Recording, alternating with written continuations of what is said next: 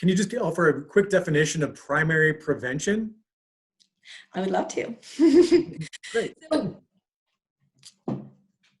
the reason that sexual violence happens is because people make choices to hurt another person. So I think that's where we need to start. So when we look at primary prevention, what we're looking at is not how people can stop themselves from becoming victims or survivors of the crime of sexual violence. It's how do we stop people from making the choice to hurt another person? What are the screwed up things within our society? Because we got screwed up stuff in our society. There's gunk out there that influence people to grow up to do things that are harmful to other people. No one's born a bad seed. That doesn't exist. That's not real. What happens is that people get hurt. There are things that are influences in our society, like I said, those things that are very subtly woven through that influence people to do things that are harmful to others because they want to have power over them.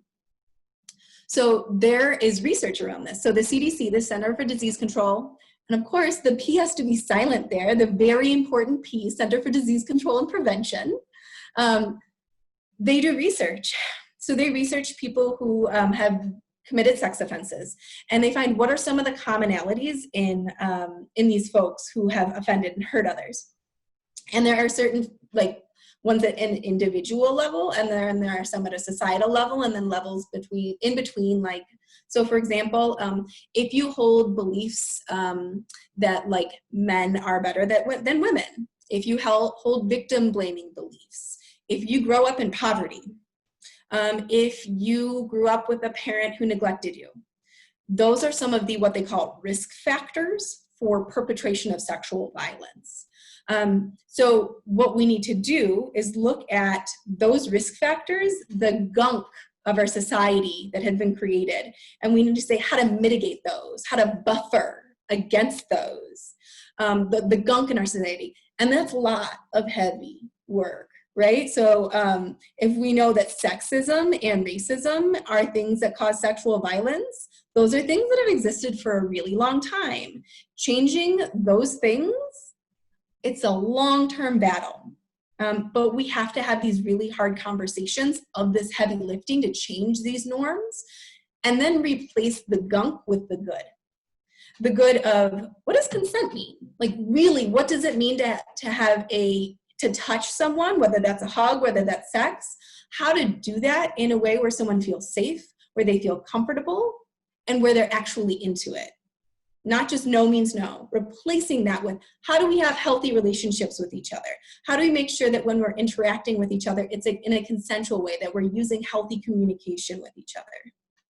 Absolutely. When you refer to the gunk, is that related to A.C.E.s, adverse childhood experiences? Because I know there's been some study done on a lot of those factors that you were referring to that can influence somebody's worldview to the point where they might be more malicious, or they might be more prone to crime in some way. So is that your source kind of concept there, or is it just something different?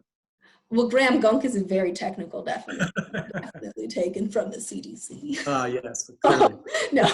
Yeah, so A.C.E.s is a very important study that shows when someone in their youth experiences a good deal of trauma, that their health outcomes, their mental health outcomes, their outcomes with physical health tend to be poorer. There's a lot of correlation there. So I think that is definitely that's a part of the whole picture, that people who have been hurt do hurt. Modeling is huge. That's not an excuse for someone who perpetrates.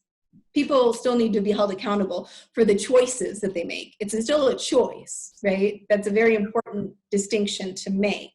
But we do need to recognize that no one's born a bad seed, that there's all these gunky stuff in our society, including the trauma from A.C.E.s, from childhood trauma, that hurt people, and then they hurt other people.